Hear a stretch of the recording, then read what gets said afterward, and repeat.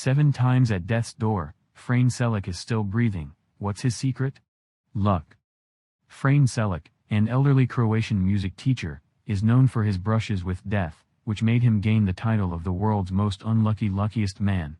Before we get into the video, make sure to subscribe to our channel and don't forget to hit the bell icon so that you will be notified of our new videos. Frane Selak has cheated death 7 times on different occasions throughout his life. He has experienced everything from a car accident to a plane crash and has been lucky enough to survive all the incidents, or maybe unlucky enough to face 7 near-death experiences. Born on 14th of June 1929 in Croatia, Frane Selak's unbelievable series of death escapes began from the year 1962, when he was 32 years old. While riding the rails from Sarajevo to Dubrovnik, a freak accident saw his train catapulted into a river. 17 passengers were killed, Selak reports, but he was able to swim to shore with nothing but a broken arm and hypothermia for his troubles. This harrowing event was just a drop in the ocean compared to what was in store for him next. The very next year, Frane was flying from Zagreb to Rijeka. He reports that an accident saw a door come detached from the aircraft, which presently crashed. This time, 19 people lost their lives, while the superhuman Selak was reportedly found in a haystack. He awoke in a hospital, appropriately rattled but none the worse for wear. Next, on the list of modes of transport that think that Frane Selak did them a great personal wrong, we have the bus. In 1966, the unfortunate man was in another fatal accident when the bus he was riding again plunged into a river. There were 4 casualties, but again he came out largely unscathed. The early 1970s were not any kinder. In the year 1970, Frank escaped from his car right before a fault in his fuel system caused it to go up in flames. 3 years later he found himself in almost the same position. Only this time, the flames were forced through the air vents. Of course, no injuries were reported, although a good portion of his hair had been singed. At this point, you'd think that Frank would avoid using any and every mode of transport known to man, considering his bad luck.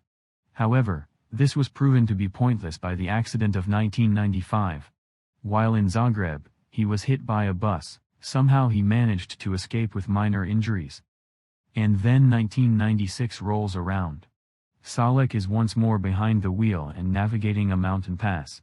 In an attempt to avoid an oncoming truck, he swerves. His car goes flying off the cliff, and as this scene unfolds, the car door flies opening.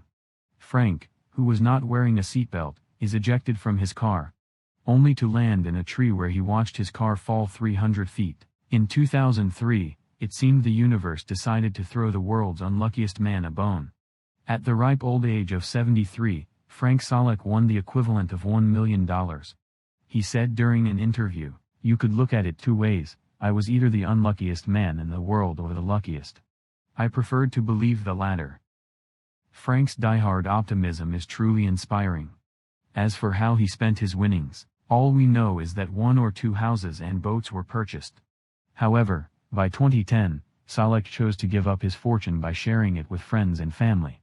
Today he lives off of pension and has settled down with his 5th wife. While many are skeptical of Frank's brushes with death, he still holds the title of the world's luckiest unlucky man.